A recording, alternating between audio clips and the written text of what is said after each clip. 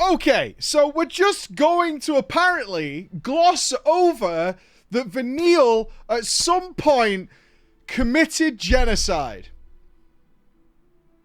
And we're all okay with it. Ladies and gentlemen, welcome back. My name is Preacher, and you are along for the ride of checking out Final Fantasy 13. First time blind in our big playthrough of all the main games of Final Fantasy. And we are well into this journey, because this game has just gone whoop right off into a different direction. And I'm really okay with it. I'm just very baffled. Just that would be the accurate description of what's going on, is I'm just very baffled. When I spoke to you last, we had reached a bit where the game had reversed Final Fantasy 15 and gone from a very linear corridor-style game into an open-world game. Very, very reminiscent, at least on the initial impressions, of Final Fantasy 12, which was made up of these largest zones that all of these connecting paths either way, where you would load a new zone and then you have this zone to play in. So I was very excited to check this out, because up until now, I had no glimpse of what the end game of Final Fantasy 13 might look like. And certainly following on from 12 and 10 and 9, an expansive end game very likely exists. So how? Because we just we don't revisit any areas. And if we did, there would be nothing there. And now we know. It just suddenly changes around chapter 12 or whatever we're in, into this sort of like, here's an open plains. And I suspect we've got chocobos in our future and things like that.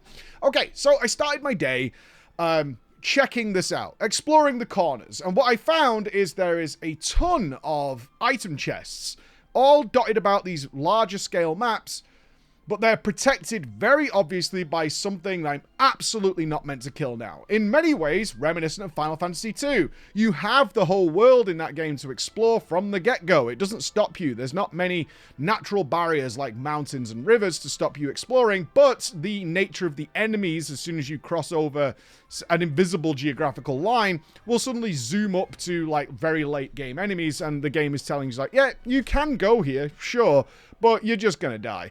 And that was the case here. This was where a little bit of stubborn mode kicks in. If you're not familiar with my stubborn mode, I like the idea in Final Fantasy and technical RPGs that there's ways of very successfully outplaying very high-level, difficult encounters if you play correctly, if you maximize the value you're going to get out of your characters. And so far, we haven't really had that issue. Despite the fact that in Final Fantasy 13, I've never felt over-leveled at any point, we do have access to a great deal of resources that I haven't been forced by the game yet to explore. So this was my opportunity. I thought I would fight these dinosaur turtles? Turtle saws? I don't know what they are, but they are what they are. Needless to say, I tried a bunch of different combos here to see what was effective. So I really heavily found out how powerful a Sentinel is by reducing damage on the party, because other than that, a single stomp, one of its natural auto attacks from the dinosaur, would wipe the entire party. Then figured that, okay, we can survive now. And then it was a case of, okay, maybe now we bring in Hope, who has he has access to protect and shell and things like very defensive abilities. It's like, okay, now we can kind of successfully survive, but can we do offense? So then it was like, let's work with Sentinel to see if it's attack back, its counter attack is effective. It's not, which is a bit of a shame, because ultimately I figured we can survive, but the only way I could survive was Sentinel, Hope, who was playing defensive and medic, and then a second medic, because even though we could survive, we simply took so much damage that two medics couldn't really keep us alive or top us off for a window of opportunity to do damage. But good signs nonetheless. It's like, this is how we can play around things, and this would come in handy later. So I had a little bit more of an exploration, found a ton more of these chests that are just blatantly protected by like two king behemoths and stuff that you're supposed to come back to later. And I was like, I get the message. This is fine. So what I'll do now then is I'll play around with the hunts a little bit that come from the Frisbee people. This was... I'm not sure, actually, now I think about it. Because, yes, we've got these like open world zones to play in. However, the story and the hunts just have you traversing backwards and forwards through the exact same area multiple times. It was a little grating, because I ended up just skipping encounters, because you know, I've already fought these fights like 3 times by this point. So it's like, hey, go and do this hunt, it's over here. Now go do the other hunt, which is back where you came from. Now go and do the other hunt, which was back where you were the first time. And it was very unusual. I was like, oh, maybe there's not as many. Like, FF12 is made up of a series of hundreds of these maps.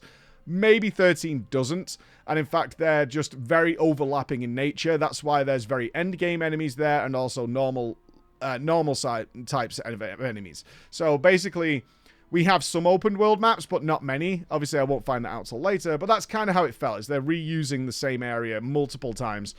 So you can explore around it, which was fine, I guess. It's just I was hoping that it was like, oh, now we've got an expansive world. Maybe not. Maybe it's a bit tacked on, but again, I'll find that out later on.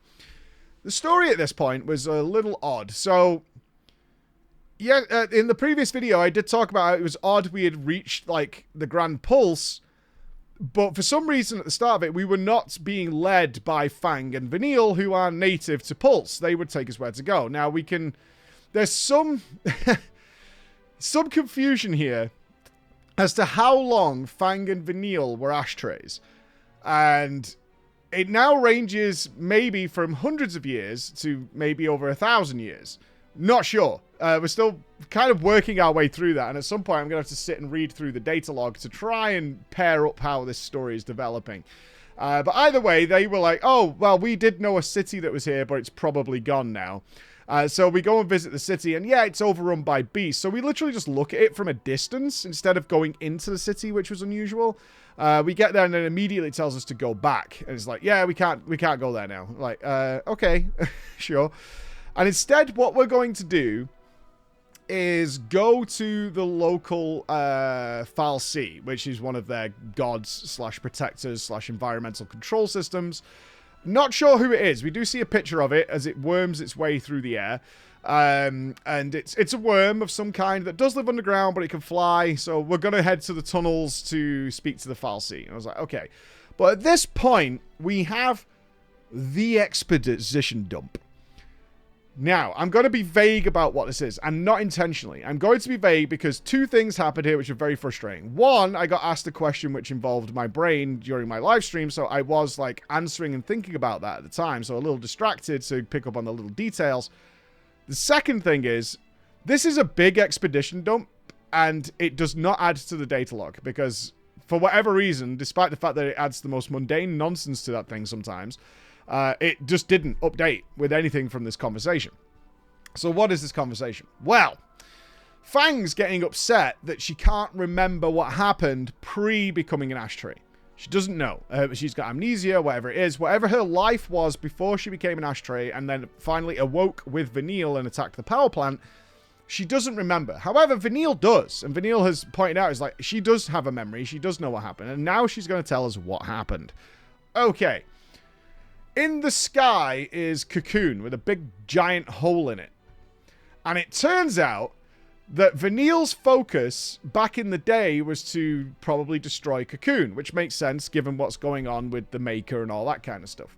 And she became Ragnarok back in the day and actually destroyed this part of Cocoon. Now, in my brain, I can't help but think of Thor, not Love and Thunder. Ragnarok, yeah, Thor Ragnarok, that's what it's called. Where I picture Vanille turning into this, like, I don't know, 700-foot giant colossus and smashing Cocoon to pieces with some giant megasword or something along those lines. That's what I keep picturing. Obviously, that's not what happened, I don't think.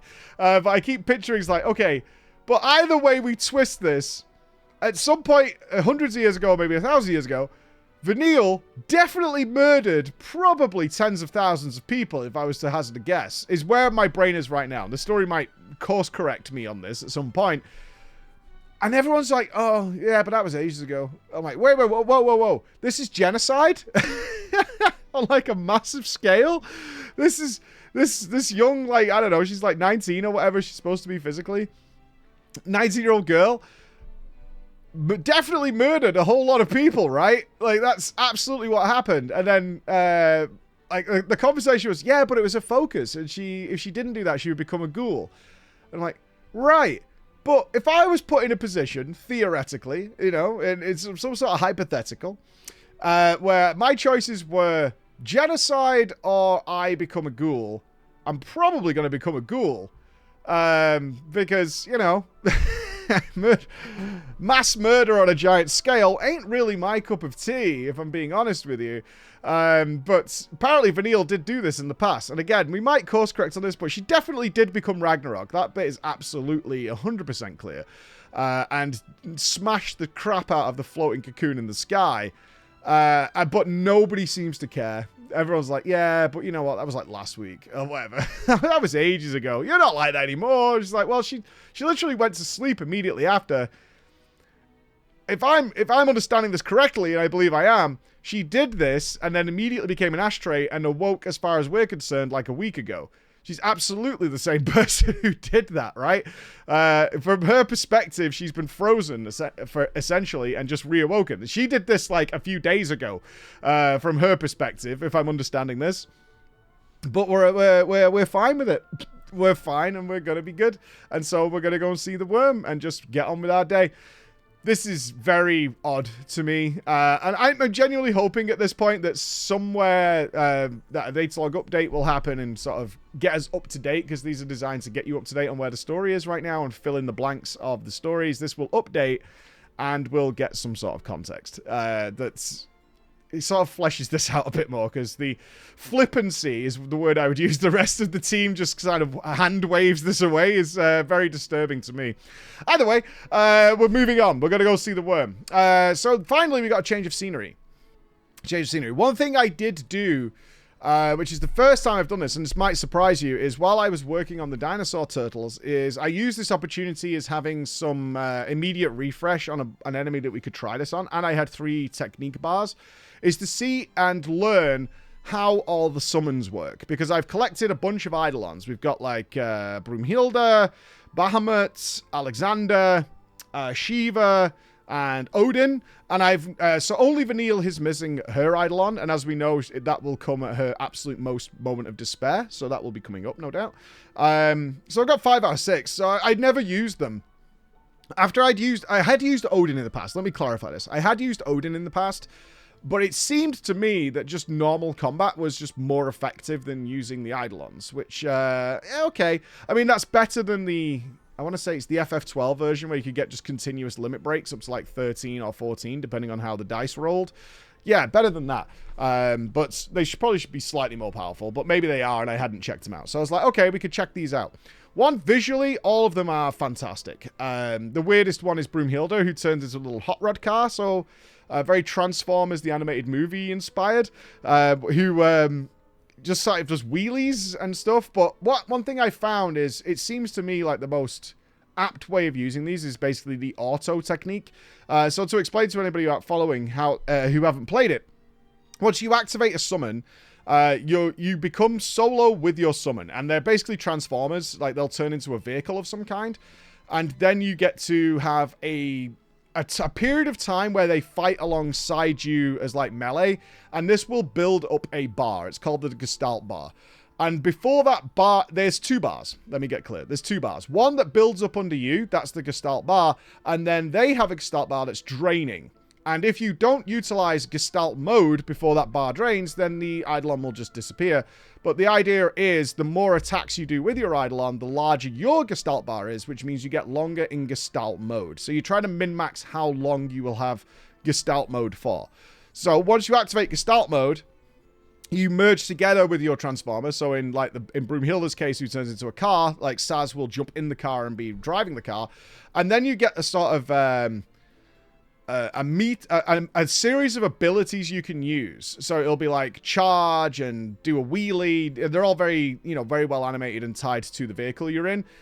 And then there'll be a finale ability that you want to use last. So you have a series of points, essentially. So it's more points you have, the more abilities you can use. I had to mess around with this, but it seems to me there is an auto function where it will use the maximum possible amount of points to get you to the ending on its own. Yeah, okay. Might as well utilize that, because it always works out well with using the finisher exactly, instead of you doing some sort of like babyish child math just to work it out. One thing I noticed with the car, though, and this is very vehicle dependent, like the car versus a giant enemy can miss. It just won't be able to reach the target. It'll just do a wheelie and do no damage, which is kind of a bummer.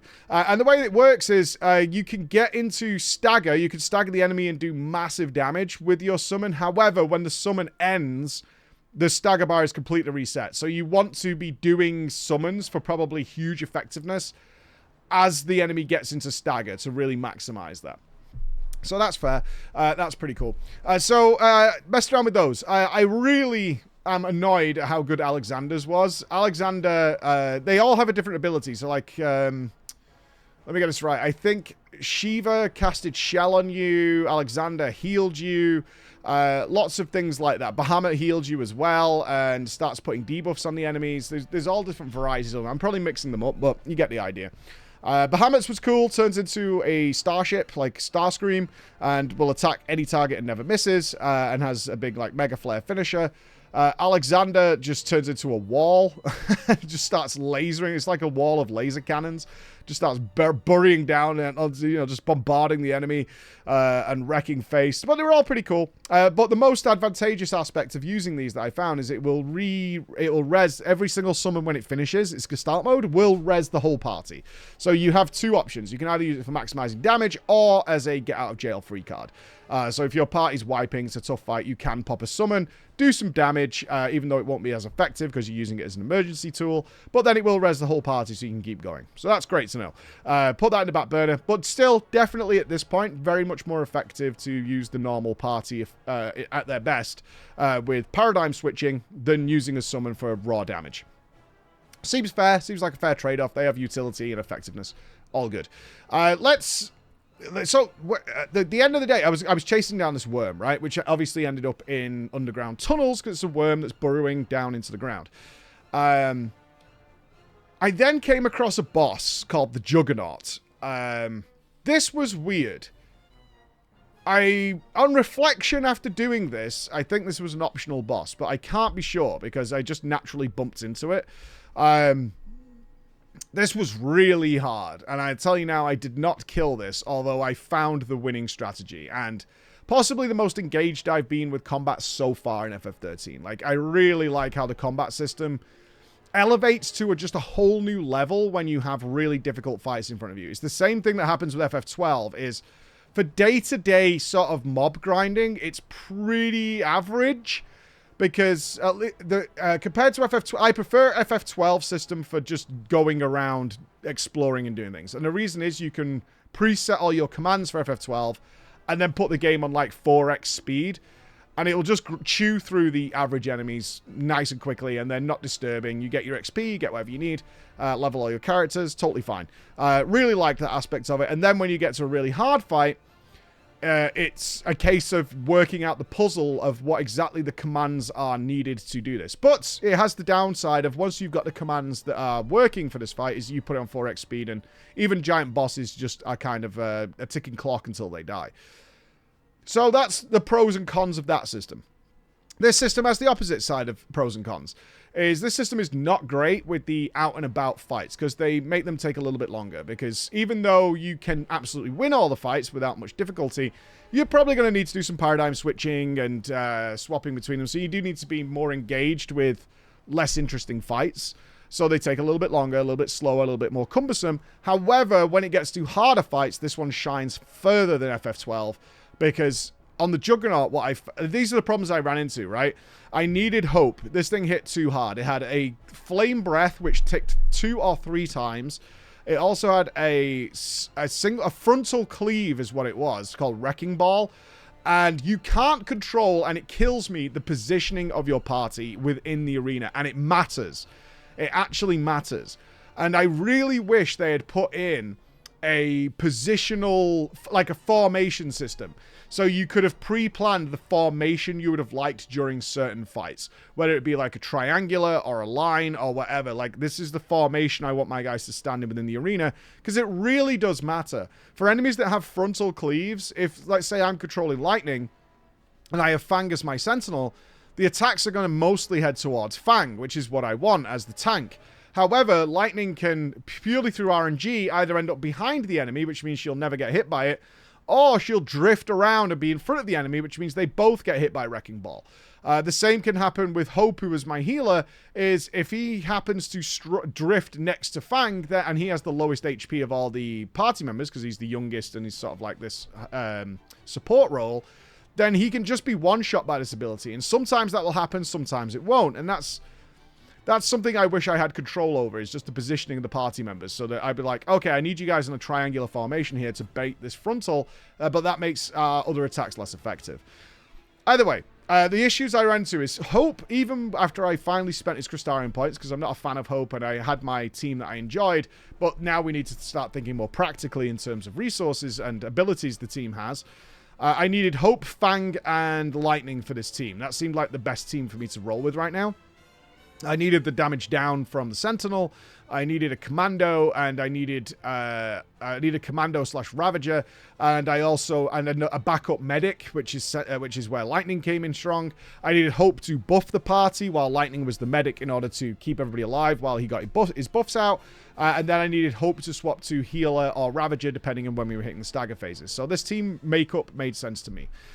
Missing out on haste, which sucks a lot, but it is what it is, and we can use a potion to cheese that if we want to. The problem was Hope's HP, even after spending all the Crystarian points, was not enough to survive the opening attack. Literally would die immediately, which at the time I didn't have res on Lightning. And on top of that, I also did not have any Phoenix Downs left, because money in this game is really weird. Money is very strange. You get a lot of loot to upgrade stuff, but you don't get much money. Well, in fact, you don't get any money from killing fights. Like, you get no gil from fights. What you get instead is, seemingly, from what I've seen, only from humanoids, is they will drop essentially credit cards, and you can sell them for a lot of money, but you need to be fighting humanoids, and we haven't fought humanoids for a really, really long time. So I've been stuck at around 3,000 or 4,000 gil for probably the last 4 hours.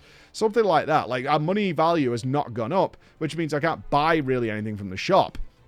And I would really like to invest in gear upgrades at this point, because we're very weak right now. We feel very weak. So I was like, okay, we can't start the fight with Hope just dying, and he consistently died there. There was no way of preventing it. So looking through gear, it was like, okay, it's a fire breath that kills us.